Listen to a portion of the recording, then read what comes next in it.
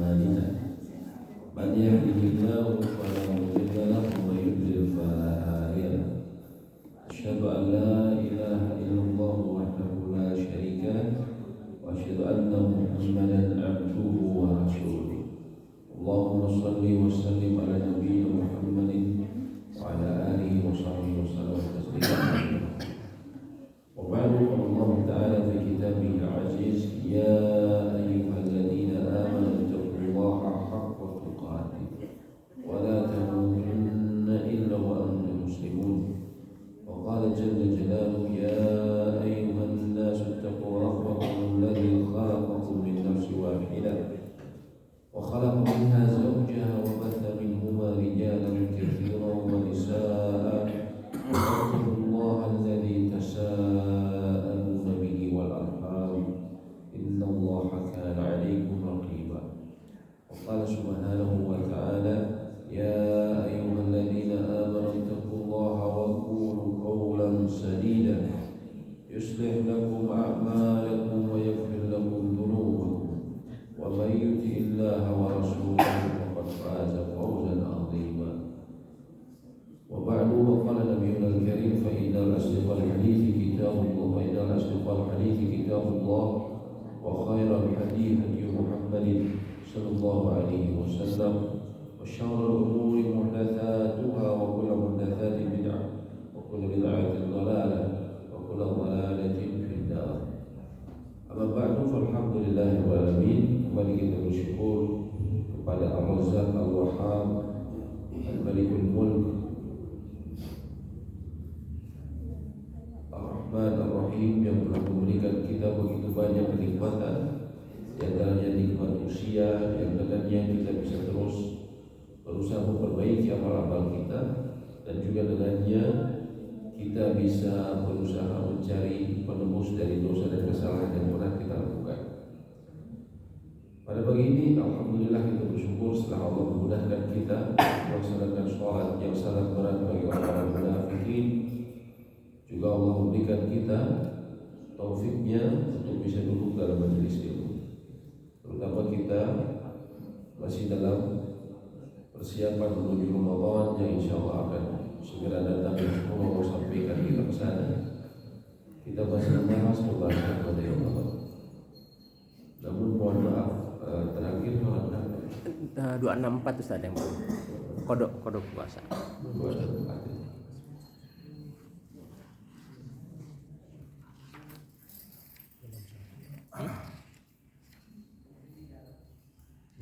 Makruh. Oh, yang bisa ini Al-Kausar 5 Februari.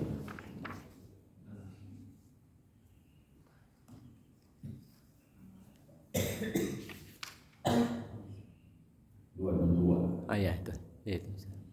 Kita masuk ke bagian kedua, hal yang makruh bagi orang yang berpuasa. Yang makruh, yang tidak disukai, namun bila seseorang ada hajat boleh melakukannya. Antara lain yang pertama, berlebihan dalam berkumur dan istinsyak, menghirup air berhidup. Istinsyak. Kenapa? Khawatir ada air yang masuk ke perutnya. Khawatir ada air yang masuk ke perutnya. Berdasarkan sabda Nabi SAW, balik fil istinsyak, bersungguh-sungguh dalam istinsyak illa an takuna sha'iman, kecuali kau dalam keadaan berpuasa. Artinya bersungguh-sungguh kalau istinsyak itu kecuali kamu sedang berpuasa. Istinsyak seperti itu. Kita diperintahkan sungguh-sungguh, terutama ketika kita baru bangun tidur. Kita baru wudhu, jangan dilupakan untuk istinsyak, jangan dicolokin saja. Karena kata Nabi SAW, fa inna syaitan yabitu fi khaisumihi, karena syaitan itu dia bisa menginap di rongga hidung seseorang. Syaitan dari kalangan jin, dia bisa menginap di rongga hidung seseorang. Hadisnya sahih riwayat Bukhari dan Muslim. Dan kabar ini benar. Ya mungkin kita tidak bisa membayangkan bagaimana syaitan bisa nginep di hidung saya. Ternyata bisa.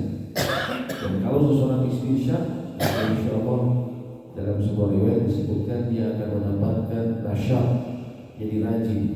Maksudnya jiwa tidak akan menjadi malas-malasan khususnya dalam ibadah. Tapi kalau kalau dia tidak beristinsya, dia akan menjadi yang malas dalam ibadah. Tapi kecuali dalam berpuasa. Dalam berpuasa jangan berlebihan, khawatir ada air yang masuk ke dalam perut. Ya. Tapi ini tidak sampai haram. Nah ini dari hadis ini sebagian ulama mengatakan tidak bolehnya menggunakan tetes misalnya kayak obat asma. Sebagian ulama yang bilang seperti itu karena nanti ada sesuatu yang masuk sedikit, ya, ataupun air tetes, misalnya tetes mata, tetes hidung, karena nanti ada air yang masuk walaupun sedikit, tapi seperti istinsya. Sebagian ulama tidak boleh mengatakan tidak boleh menggunakan tetes hidung, tetes bahkan tetes telinga, tetes mata, karena nanti akan ada air yang masuk ke perutnya walaupun sedikit seperti istinsya. Tapi di sisi lain, ulama yang lain mengatakan tidak mengapa. Kenapa? Karena ini hakikatnya makruh. Kalau memang benar-benar tidak boleh, berarti haram. Ini makruh, tidak langsung otomatis membatalkan. Sehingga sebagai ulama ya mengatakan dari kayak obat asma, tetes hidung, tetes telinga, itu walaupun keluar hanya sedikit sekali. Setelah diteliti ternyata tetesan itu sangat sedikit yang nyampe, sama seperti orang yang istinsya. Orang yang istinsya tidak diharapkan, hanya makruh saja, tidak sampai haram. Sehingga ulama-ulama kontemporer, ulama-ulama Jawa Kiwari, ya, mereka mengatakan yang tepat adalah tetes, apalagi tetes hidung, tetes telinga, apalagi ya tidak berhubungan langsung kepada tenggorokan, maka tidak masalah. Yang berikutnya adalah ciuman bagi orang yang syahwatnya bergelora. Misalnya yang baru pengantin baru dan dia tidak termasuk orang yang tidak bisa mengendalikan nafsunya, sehingga dimakruhkan mencium istrinya atau hamba sahayanya. Hamba sahaya ini bukan pembantu, ya. Jangan sembarang cium pembantu ini. Hamba sahaya bukan pembantu. Hamba sahaya ini dia tingkatannya lebih besar dibandingkan atau lebih tinggi dibandingkan istri. Artinya seorang kalau punya hamba sahaya wanita yang dia belum menikah atau tidak punya suami, maka sang majikan itu mohon maaf boleh menggaulinya. Dan dia statusnya lebih tinggi daripada pernikahan karena dia memiliki secara keseluruhan. Dan si hamba sahaya kalau pernikahannya bisa minta khulu, bisa minta cerai, tapi kalau hamba sahaya tentunya tidak. Dan di sini tidak boleh mencium mereka kalau misalnya dia syahwatnya besar. Kenapa? Karena khawatir rusaknya puasa dengan sebabnya mengeluarkan air mani. Mengeluarkan air mani sudah menyebabkan batal dan dia harus mengqadha serta dia bertobat. Tapi kalau sudah hubungan suami istri, maka dia harus melakukan kafaratul kubra, kafarat yang sangat besar yang sudah pernah kita sebutkan. Dia membebaskan budak atau berpuasa 2 bulan berturut-turut tanpa henti 1 hari pun, atau kalau memang sudah tidak mampu sama sekali baru memberi makan untuk orang miskin. Namun bila seseorang bisa menahan nafsunya dari hal yang merusak puasa, dia hanya mungkin mencium istrinya saja saat kantor ataupun dia mencium biasa, maka tidak mengapa karena Nabi SAW pernah melakukannya. Nabi SAW pernah mencium saat sedang berpuasa istri-istrinya. Sehingga Aisyah berkata, "Makana amlakukum li irri." Nabi SAW itu orang yang paling mampu mengendalikan syahwatnya dan hajatnya. Ya. Oleh karena itu orang yang berpuasa, kata para ulama, patut menghindari segala hal yang bisa mengorbankan dan mengeluarkan syahwat, seperti memandanginya istrinya terus-menerus, atau hamba sayanya, atau membayangkan urusan panjang. Ini tidak boleh. Karena khawatir akhirnya merangsang dia, ya, untuk melakukan sesuatu yang dilarang di siang hari bulan Ramadan. Jadi bapak-bapak jangan lihat istrinya terus kalau lagi masak, ya. Yang masak, yang kebayang makannya. Kemudian yang ketiga adalah menelan dahak. Menelan dahak tentunya ini menjijikan dan mudarat, ya. termasuk yang menelan dengar ya. Kalau mengumpulkan ludah terus menelannya nggak apa-apa. Mencicipi makanan tanpa ada suatu keperluan.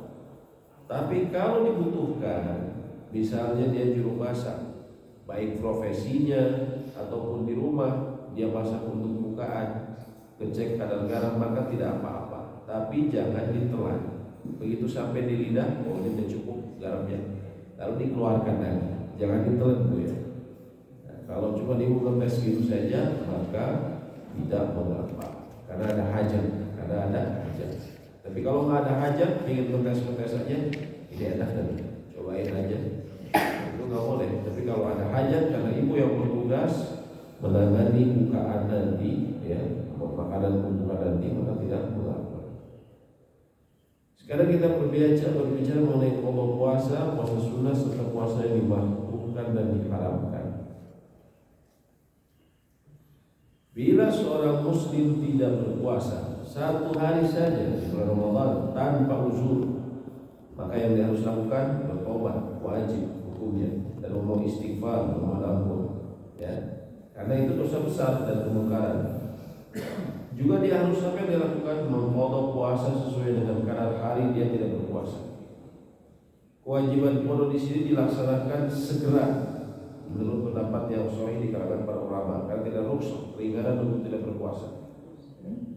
Jadi kalau seseorang mungkin dulu setelah balik dia masih asal-asalan ibadahnya, ibu-ibu kadang yang banyak saya cerita ibu-ibu seperti itu, pada waktu remaja itu masih masih belum benar puasanya. Bapak-bapak juga sudah mimpi, sudah balik, tapi asal-asalan puasanya.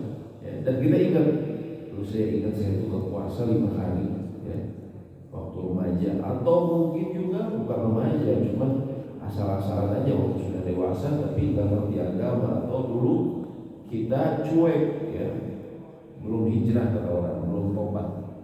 Maka dia harus bertobat atas apa yang dilakukan tersebut dan tetap harus mengqadha. Dari pendapat umumnya ulama harus itu mengqadha puasanya, ya.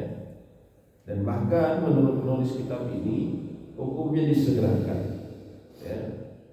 Berbeda kalau orang yang dia tidak puasa karena ada uzur seperti haid, nifas, sakit, safar, maka dia tentunya ada uzur sehingga diperbolehkan tidak berpuasa, tapi nanti dia wajib mengqadhanya. Hanya saja bedanya apa? Tidak wajib untuk bersegera.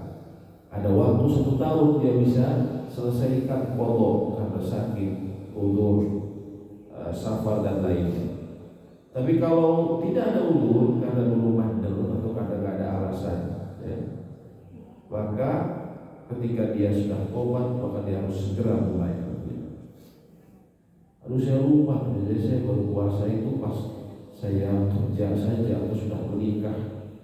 Selama sebelum itu saya nggak pernah puasa. Yang baru dia tahu kira-kira diperkirakan berapa, ya. Silakan semampunya berusaha ditutupi, ya, di qadha, ya. Walaupun disegerakan kata ulama untuk bersegera. Nah, jadi kalau orang mengqadha karena ada uzur, karena dia sakit, menyusui, hamil, maka waktunya lapang sampai tiba Ramadan berikutnya, ya. Namun yang utama tentunya disegerakan. Sehingga contohnya setelah Ramadan saya mau puasa 6 hari di bulan Syawal, ada yang saya dahulukan, sebisa mungkin dahulukan qadha. Kalau ternyata entah 1-2 hal, kita safar, kita halal bihalal ini dan itu, akhirnya kita baru bisa seminggu terakhir baru bisa puasa.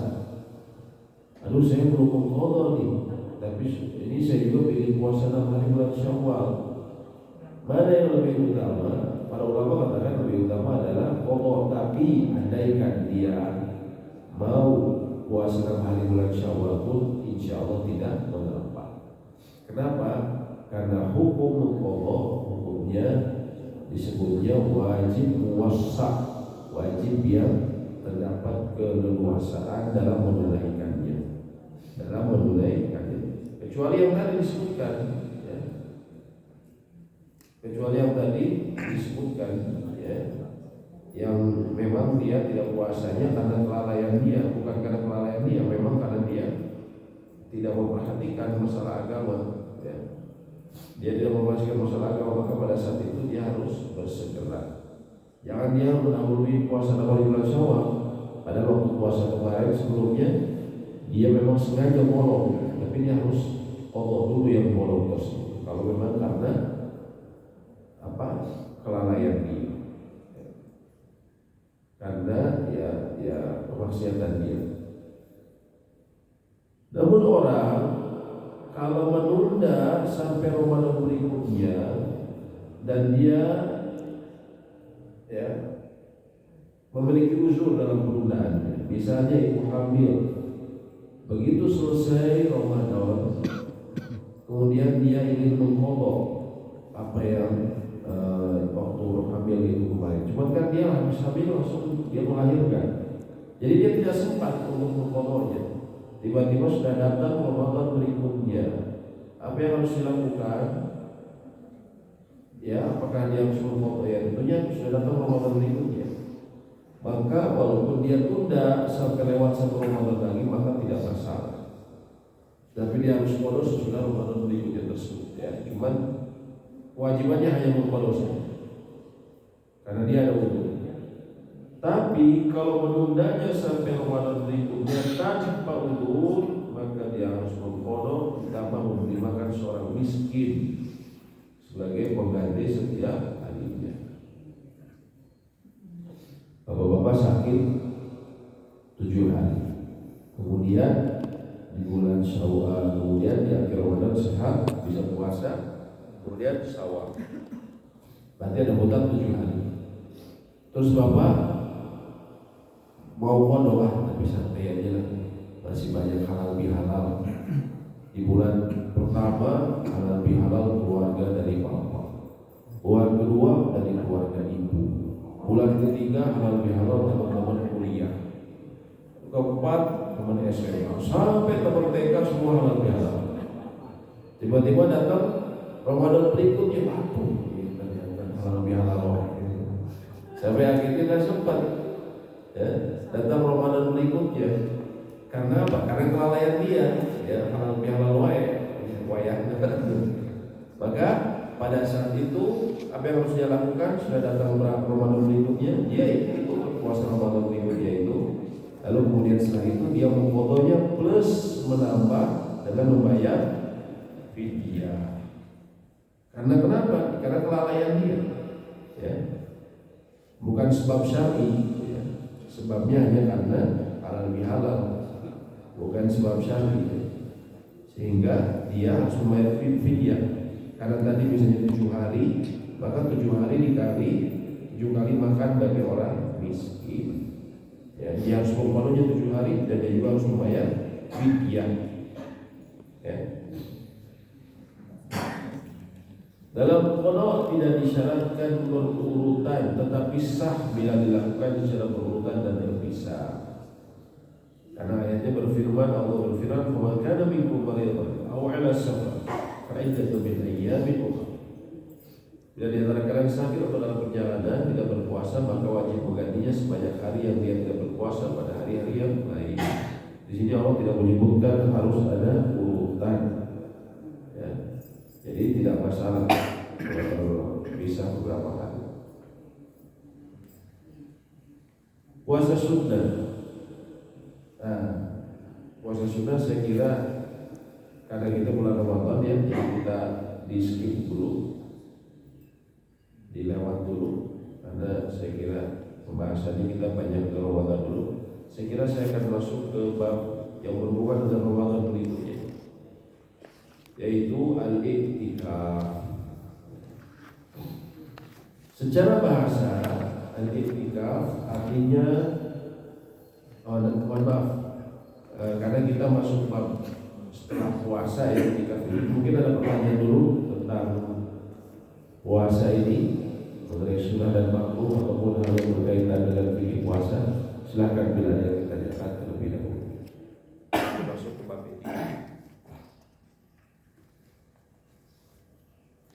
Ustaz mau nanya tentang kalau kita suka bersihin telinga gitu ya. Nah, itu katanya itu kalau lebih dari lubang yang tangan jari kita masuk, ada yang menyampaikan bahwa itu batal puasanya gitu. Iya. Ayo ada yang mengatakan kalau air misalnya tetes masuk ke bagian dalam, ini dalam mazhab Syafi'iyah, masuk ke bagian dalam, maka itu dianggap membatalkan. Ya. Namun apabila air itu disebut membatalkan, kenapa? Ya, ini sesuatu yang masuk ke dalam. Karena dia sebenarnya mengkiaskan dengan mulut, sesuatu lubang yang masuk, ya, ada lubang dari tubuh dikiaskan dengan mulut. Dan juga kalau air mereka katakan karena ada akan nyambung kepada tenggorokan dan terus ke lambung. Tapi ternyata ulama-ulama kontemporer sekarang mereka melihat dari apa yang kemudian diteliti dari dunia kedokteran, ternyata telinga itu tidak ada saluran langsung ke tenggorokan, kecuali seseorang pecah gendang telinganya. Alhamdulillah, maka memang bisa nyambung kalau ada air masuk, ya. Sehingga jangankan masukin tangan, tetes telinga aja kalau ulama kontemporer mengatakan tidak masalah. Memang itu antara lain dalam mazhab Syafi'iyah, ya, artinya kalau batasannya masuk bagian dalam itu bisa menyebabkan batal, terutama air, ya, terutama sesuatu yang sifatnya masuk. Kalau ini kan jadi cuma terbatas gini saja, nah, itu bisa dianggap batal. Tapi ulama kontemporer, kalau saya cenderung ke ulama kontemporer karena mereka melakukan penelitian dengan dunia kedokteran, dia diteliti dari anatomi tubuh, ternyata tidak ada hubungan langsung, ya, jadi insya Allah tidak masalah. Allahu a'lam bishawab. Ya, silakan kalau ada lagi. Silakan. Menghirup fix. Ya, nah di sini memang ada perbedaan pendapat juga, ya. Kalau fix ini ada perbedaan pandangan ulama. Ya, sebagian ulama Syafi'i mengatakan tidak boleh, ya. Tapi ulama kontemporer fix termasuk obat asma. Obat asma kan memang masuk, ya, kalau itu darah saja. Kalau obat asma itu memang, apalagi yang kalau yang baru sekarang yang sering dibagikan via BPJS, namanya AstraZeneca yang Symbicort, itu memang ada serbuk yang masuk, disedot gitu, dihirup gitu. Nah, itu ulama-ulama kontemporer mengatakan itu tidak membatalkan. Kenapa? Karena tadi serbuk yang masuk itu sangat sedikit. Mereka mengkiaskan dengan kalau kita berjalan atau naik kendaraan ada debu masuk ke dalam mulut kita atau hidung kita, apakah membatalkan? Tidak, karena kan sangat sedikit, ya. Nah, begitu juga dengan misalnya obat asma atau termasuk fix kayak gitu, ya, insya Allah tidak mau fix kayak kita misalnya lagi lewat di di dapur ada masakan, aromanya kan kecium. Sama seperti fix kan gitu kan, aromanya kecium, maka itu insya Allah tidak apa. Walaupun kalau untuk kehati-hatian jangan bermudah-mudahan. Tapi Allah ulama-ulama kontemporer sekarang lebih banyak mengatakan ya hal yang seperti tadi itu tidak masalah, insya Allah. Seperti kayu putih gitu ya, Ustaz. Kayu putih atau aromaterapi gitu ya. Ya. Allahu a'lam bishawab. Memang kalau berhati-hati jangan bermudah-mudahan. Kalau dibutuhkan film peran, insya Allah begitu. Ya.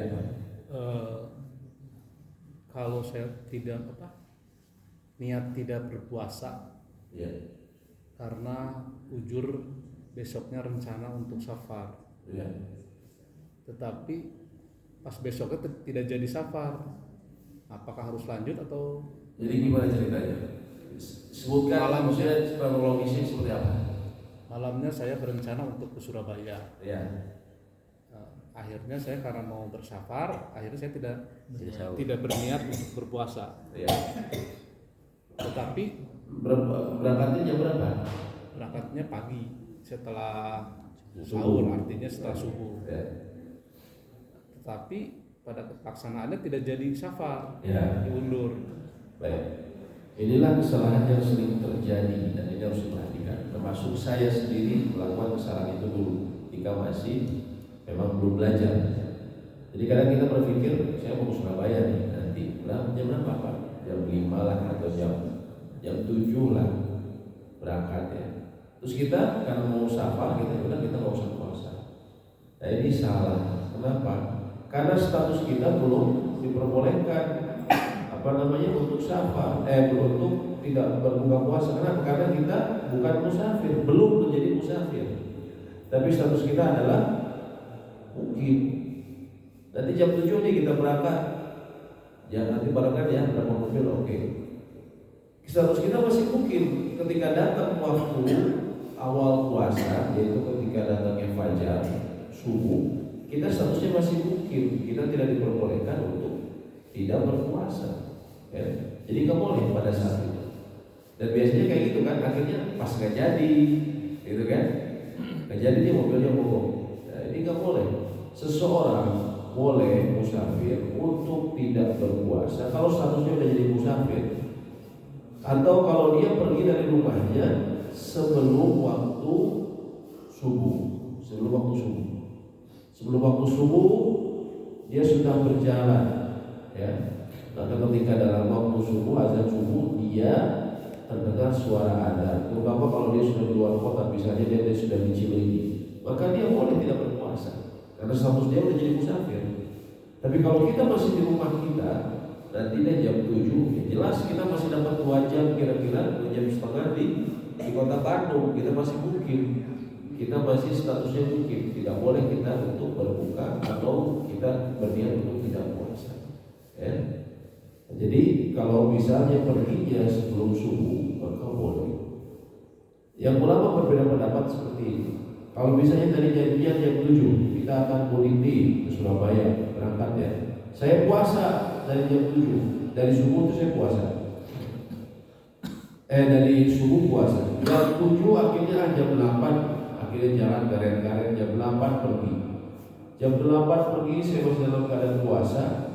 Lalu kemudian setelah saya di luar kota, ya, di Sumedang, saya merasa lemes, ya, bawa mobil atau lemes nih, harus disuntik sama tahu Sumedang. Bagaimana? Apakah saya boleh berbuka? Nah di sini ulama berbeda pendapat.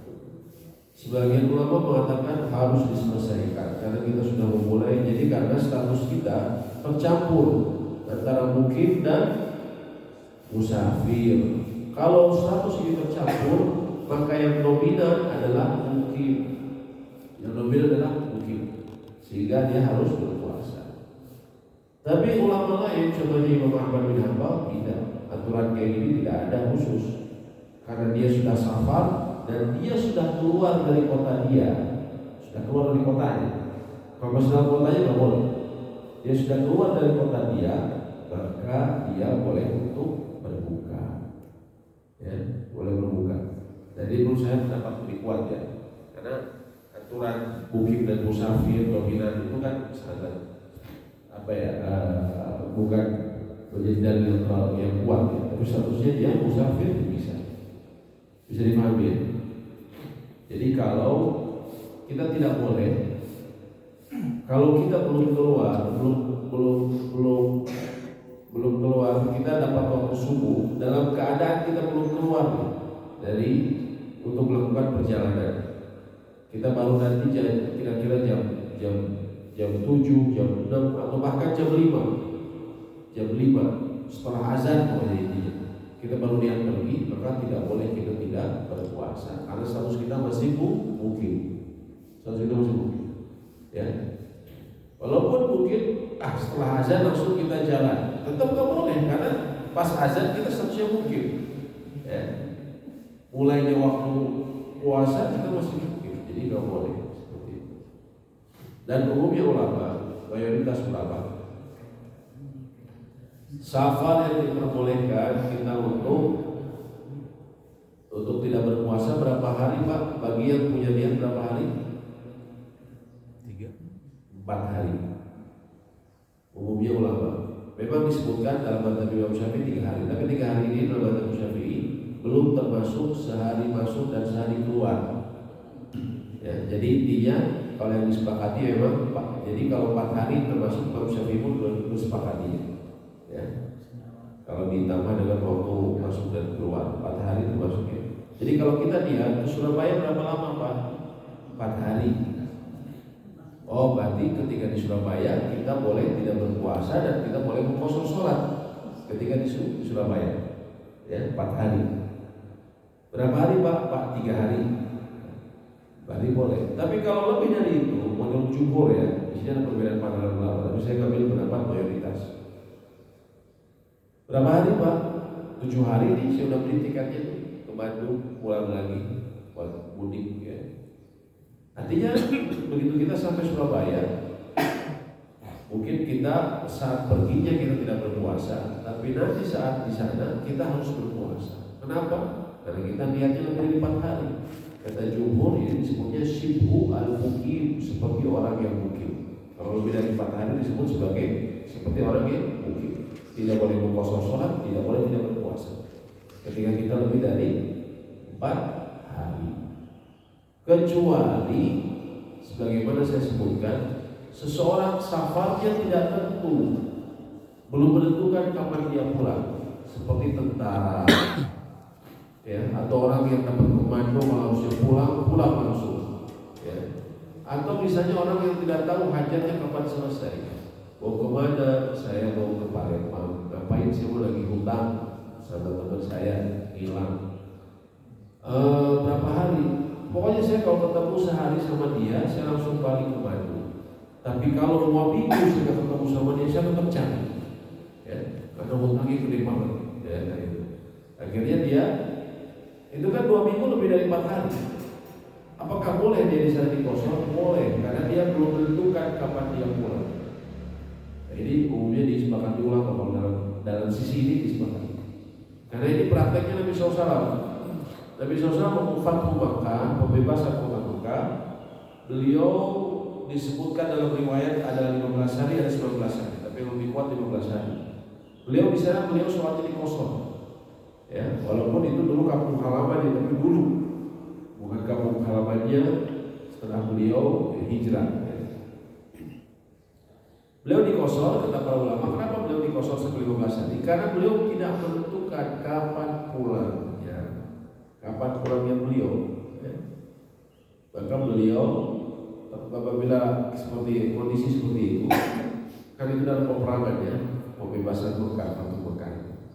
Maka dalam kondisi seperti beliau, para ulama katakan bolehnya seseorang untuk berkosor ataupun tidak berpuasa kalau belum menentukan kapan itu.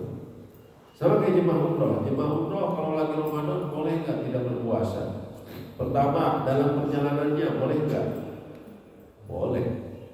Walaupun saya pergi dari bandara Cengkareng itu saya bukan dari subuh, saya pesawatnya baru berangkat jam 9 pagi, boleh nggak? Berangkatnya 9 pagi nih, bukan dari subuh, dari Cengkareng. Boleh nggak tidak berpuasa? Boleh. Boleh, kenapa? Udah safar. Udah safar, karena kita bukan orang Cengkareng. Karena kita orang Bandung misalnya. Karena kita orang Bandung, status kita udah safar. Ya. Maka walaupun dari jam 9 pagi boleh. Berangkatnya jam 9 pagi, bukan dari subuh. Karena kita bukan orang Cengkareng, bukan orang Tangerang Selatan. Tangerang Selatan, Tangerang ya. Cengkareng itu ya. Nah, ketika dia safar ke sana, apakah boleh tidak berpuasa? Boleh, telah kita sebutkan ya. Kalau perjalanannya ringan, para ulama katakan afdol berpuasa kalau mayoritas ulama. Tapi kalaupun dia memilih tidak berpuasa tidak masalah. Ya. Jadi kadang jemaah umroh masih suka ada hari yang aneh gitu. Kalau melihat kok nggak puasa sih, atau bahkan Pak Ustadz nggak puasa. Padahal memang terdapat keringanan. Ya. Terdapat keringanan, apalagi perjalanan kita 10 jam. Ya. Nah nanti ketika di Madinah, misalnya kalau yang umroh 9 hari, biasanya di Madinah 3 hari, di Mekah 4 hari, atau tertukar. Pokoknya biasanya formulasinya begini, 3 dan 4. Ketika di Madinah, bolehkah dia tidak berpuasa? Boleh nggak Pak? Boleh nggak Bu? Boleh. Kenapa? Safar dan dia tinggal tidak lebih dari 4 hari. Begitu pula di Mekah. Begitu pula di Mekah, dia diatur cuma 4 hari ya. Berarti dia boleh tidak berpuasa. Ya. Kalau bicara boleh, boleh. Ya. Kalau bicara boleh, boleh. Tapi kalau dia saya ingin dapat keutamaan, ya silahkan puasa. Kalau belum jumhur, kalau ringan, lebih baik puasa. Tapi kalau andaikan dia, aduh saya habis dari pesawat jauh 10 jam ini teh, saya kepayahan. Ya waktu di Madinah, misalnya dia landing pesawatnya di Madinah, saya kepayahan. Kan ini mau umroh 2 hari lagi. Saya butuh fisik yang lebih baik. Kalau gitu saya besok nih, begitu dia sampai di Madinah, besok saya nggak puasa. Boleh nggak? Boleh. Bahkan 3 hari itu dia selama di sana dia nggak puasa, boleh saja. Karena status dia musafir. Ya. Status dia musafir. Waktu saya kata di Bukit penting di pada umrohnya, saya kepayahan. Ya. Boleh saja. Ya, boleh saja. Begitu pula dalam perjalanan ketika ke Mekah, misalnya naik bus 6 jam. Aduh saya kayaknya payah. Saya nggak puasa. Kenapa? Puasa, gitu ya. Silakan kalau ada pertanyaan lagi Pak. Ya. Itu kan banyak ada bapak yang kadang-kadang beda pendapat itu Pak. Beda pendapat para ulama itu, terus kemudian yang lebih aktualnya itu kita sebagai yang awam itu mana yang harus dianut? Seperti kalau dilihat puasa itu dari Imam Malik itu kan boleh lihatnya di awal puasa 1 bulan, yang lain adalah setiap malam sebelum puasa itu. Ya. Yang lebih aktual itu gimana supaya kita tuh nggak bingung pendapat ini boleh, pendapat ini Ya. boleh.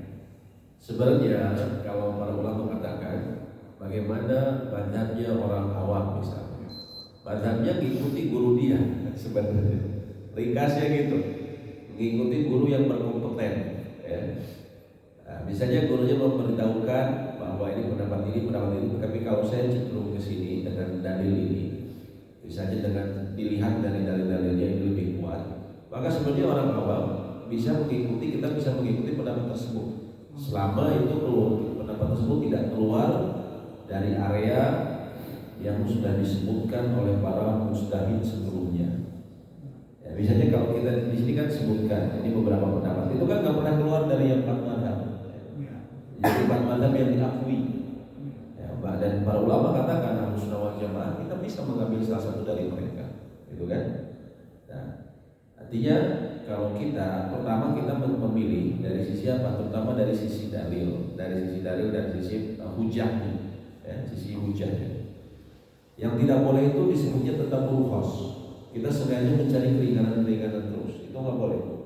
Tapi kalau misalnya dalilnya kuat dan itu diterapkannya memang tepat, ya, terutama dalam bimbingan ahli ilmu, maka tidak masalah, Ya. Kita ikuti.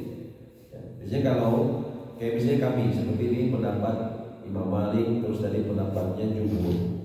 Kalau saya lebih cenderung selalu ke jumhur dalam masalah seperti itu. Karena ini bukan mayoritas masyarakat kaum muslimin, bukan mayoritas ahli ilmu, ya. Sehingga kayak dalam permasalahan tadi, makanya kami sering sebutkan ini pendapat Imam Ahmad dan ini pendapat jumhur. Kalau saya pribadi lebih cenderung biasanya mengambil pendapat jumhur. Ya. Saya sebutkan misalnya ini ada pendapat Imam Ahmad, itu supaya kita tahu nanti suatu saat bisa jadi kita dapat pendapat dari guru kita yang lain, dari ustaz, ada yang bilang, oh enggak, harusnya begini, yang afdal begini. Nah kita sudah tahu, oh saya pernah dapat penjelasan ini, memang saya ada pendapat. Kita nggak kaget, kadang ada orang begini Pak ya, begitu dia udah dapat ini, dapat lagi yang baru, yang kayak gitu salah, yang benar begini. Oh berarti yang dulu, jadi yang benar kita bingung kadang. Tapi kalau kita dikasih tahu, ini ada beberapa pandangan, ya, kita sudah siap. Oh, berarti memang ada beberapa pandangan. Tapi saya memilih ini karena dari sisi misalnya pendalilan lebih kuat. Sama seperti yang tadi dalam kasus contohnya, bagaimana dengan niat puasa? Kata Imam Malik boleh memang 1 bulan di awal untuk niat sebulan penuh. Tapi menurut jumhur mayoritas ulama, Imam Abu Hanifah, Imam Syafi'i dan Imam Ahmad bin Hanbal, mereka mensyaratkan harus setiap malam. Apa alasan mereka? Karena Nabi SAW pernah mengatakan man lam yubayyin asyami qabla al-fajri, barang siapa yang belum meniatkan di malam hari sebelum fajar untuk siam, untuk puasa di esok harinya, fala siyamalah, maka tidak ada puasa bagi dia. Nah ini kan dalilnya kuat. Nabi SAW bilang tidak ada puasa baginya. Nah ini kan maksudnya dari sisi dalil kuat, gitu ya. Nah oleh karena itu cenderung kayak seperti saya mengarahkan kepada yang pendapat jumhur. Nah, seperti itu Pak. Bisa dipahami Pak ya. Allahu a'lam bishawab. Ya, silakan. Ustaz, bagaimana kalau misalnya kita puasa di lingkungan orang yang banyak merokok? Banyak merokok. Itu kan banyak asap. Ada hasilnya lagi puasa. Jauh Pak. Nah, ini kan satu pekerjaan di situ di lingkungan. Oh kalau lagi bulan puasa dikasih tahu dong, nggak boleh. Dia sudah dikasih tahu, udah dikasih penjelasan dari Dia nggak puasa. Dia nggak bangun. Dia puasa. Gimana? Dia nggak puasa. Dia puasa. Dia nggak puasa. Oh dia nggak puasa. Ditakol ya. Dikasih tahu baik-baik. Kalau sudah dikasih tahu baik-baik ya. Ya gimana ini sama seperti orang melakukan kejahatan di depan kita ya kita kasih tahu. Jangan ya minimal kalau kamu seperti itu ya jangan menghormati karena kita bisa menghirup ya.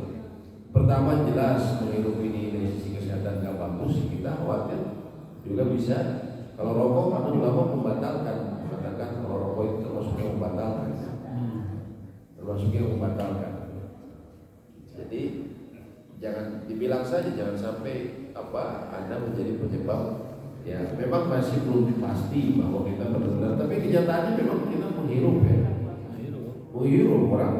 Kalau bila saya baru kemarin saja lihat video subhanallah, ada mungkin baru 7 tahun, anak kecil laki-laki ganteng gitu, saya akui masya Allah anaknya ganteng, tapi naudzubillah di sini dibolongin kan, dibolongin. Kenapa? Karena orang tuanya merokok di rumahnya.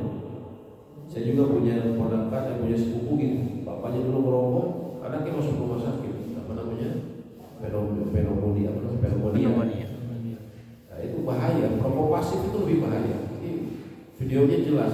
Ganteng sekali anaknya subhanallah. Tapi bayangkan anak umur 7 tahun, 8 tahun dibolongin di lehernya kayak kita iklan di iklan rokok itu Pak ya, rokok berbahaya itu. Karena ada yang fotonya dibolongin Pak ya. Nah itu hati-hati. Hati-hati bapak-bapak yang masih punya kebiasaan merokok, menzolimi orang lain sadar tidak sadar. Itu menzolimi Pak, hati-hati. Nanti dituntut. Ya. Artinya perokok pasif ini lebih bahaya. Karena artinya itu ada efeknya jelasnya. Nah, artinya kalau rokok saja dilarang, orang yang menghirupnya ya bisa jadi juga membatalkan. Karena jelas masuk kan. Buktinya itu tadi ada orang yang sampai dibolongin, padahal dia nggak merokok, anak 8 tahun, dan memang nggak merokok, kelihatan anaknya baik-baik, lah ganteng masya Allah. Mungkin bapak-bapak juga pernah lihat ya di media sosial. Jadi lebih baik dihindari. Kalau ya gimana caranya supaya dia tidak bersama kita, berusaha dihindari seperti itu. Allahu a'lam bishawab. Baik, silakan ada lagi. Ustaz, biasanya di beberapa masjid tuh untuk mengingatkan jamaah pas malam habis tarawih itu diajak untuk niat puasa bareng-bareng. Ya. Apakah itu boleh Ustaz? Niat puasa bareng-bareng, ya. Nama itu sebuah qaidah tadai fa syari Ramadan hadisana lillahi ta'ala kayak gitu ya. Saya hafal karena dari kecil memang kita selalu bareng-bareng terus. Iya, kalau diantapani. Pertama begini, mengenai talafuz biniat, melafazkan niat, ya. Kita tidak pertama begini, niat itu letaknya yang disepakati oleh semua ulama itu di hati. Ya, adapun diucapkan dengan lafaz tertentu tadi terdapat kontroversi. Kenapa terdapat kontroversi? Sebagian ulama mengatakan ini untuk menguatkan yang ada di dalam hati, sebenarnya hanya menguatkan saja. Tapi ulama yang lain mengatakan ini kalau dilakukan terus-menerus seolah-olah bagian dari rukun dari wudu, dari rukun dari saum, ya. Dan kita tidak dapatkan dalam hadis-hadis Nabi SAW bahwa beliau melakukan seperti itu. terutama ini kaitannya dengan ibadah, bukan urusan dunia, urusan ibadah. Ya. Beliau tidak lakukan, padahal beliau itu mengajarkan doa begitu lengkap sampai masuk WC, keluar WC. Seorang suami mohon maaf mendatangi istrinya ada doanya, gitu kan? Orang pakai pakaian ada doanya. Orang melihat orang lain yang tengah dicoba, kita lihat ada orang stres di jalanan, ada doanya, ya. Bagaimana kita minta perlindungan untuk tidak diberikan cobaan seperti dia. Lalu untuk ibadah yang sebesar ini, misalnya untuk sahur, untuk sholat, terus kita tidak, Nabi SAW tidak ada hadisnya. Nah, apakah kemudian Nabi SAW lupa atau tidak, atau bagaimana? Tentunya tidak mungkin ya. Kalau memang penting, Nabi SAW pasti menyebutkan. Sehingga para ulama tidak perlu disebutkan dia, ya. Cukup dia niatkan dalam hati, ya. Tidak perlu dibacakan apalagi bareng-bareng. Saya pernah bertanya kepada guru saya. Nama guru saya namanya Dr. Jamal Ibrahim. Beliau dosen dari Al-Azhar yang mengajar juga di kampus kami di Libya. Dr. Jamal Ibrahim S1 sampai S3 di Al-Azhar dan dia sendiri orang Mesir. Dia pakar dalam fikih Syafi'iyah. Saya tanya mengenai yang masalah melafazkan dia seperti ini. Menurut beliau itu ada pada ulama-ulama belakangan, kata beliau. Tapi ulama-ulama Syafi'iyah sebelumnya yang terdahulu, murid-muridnya Imam Syafi'i itu nggak ada yang pakai kayak gitu katanya. Ya, katanya kata beliau tidak ada yang pakai lafaz-lafaz seperti itu, termasuk untuk sholat, termasuk untuk puasa. Ya, itu saya mengutip perkataan beliau saja. Artinya beliau kalau dia bilang ulama belakangan, ulama terdahulu, berarti beliau mempelajari buku-buku kitab-kitabnya sedemikian banyak, karena dia tahu perkataan ulama-ulama terdahulu dan sekarang. Jadi dalam hal ini tidak sebelum hemat saya tidak perlu, ya, tidak perlu seseorang berbarang-barang membaca dia seperti itu, tapi cukup diingatkan saja bahwa jangan lupa untuk berdiam, ya, masing-masing dalam hati untuk berpuasa di esok hari. Itu untuk tarbiyah saja di awal-awal, untuk diingetin saja. Dan selanjutnya ya, saya kira tidak perlu diingatkan. Jadi diingatkan saja bahwa ini penting, jangan ditinggalkan untuk berdiam. Seperti itu. Allah a'lam bishawab. Silakan ada yang tanyakan lagi, Pak. Ibu. Ya. Baik, bila tidak ada yang tanyakan lagi, demikian yang bisa kami sampaikan. Semoga memberikan manfaat. InsyaAllah pembahasan iktikaf kita akan bahas di pertemuan berikutnya. Semoga Allah menyampaikan kita. Ramadan tinggal berapa hari lagi, Pak? Setengah bulan lagi. Kita tidak tahu tapi banyak masalahnya nyampe atau enggak. Besok aja kita tidak tahu nyampe atau enggak kita. Tapi kita berharap semoga Allah menyampaikan kita di Ramadan kali ini. Dan Allah kemudian dalam keadaan sehat dan walafiat, dan Allah memberikan kita taufik untuk bisa beramal dengan amalan-amalan terbaik di bulan tersebut. Amin ya rabbal alamin. Allahumma anfa'na bima 'allamtana wa 'allimna ma yanfa'una wa zidna 'ilman. Rabbana atina fid dunya hasanah wa fil akhirati hasanah wa qina adzabannar. Subhanallah wa bihamdihi, asyhadu an la ilaha illa anta, astaghfiruka wa atubu ilaik. Assalamualaikum warahmatullahi wabarakatuh. Waalaikumsalam.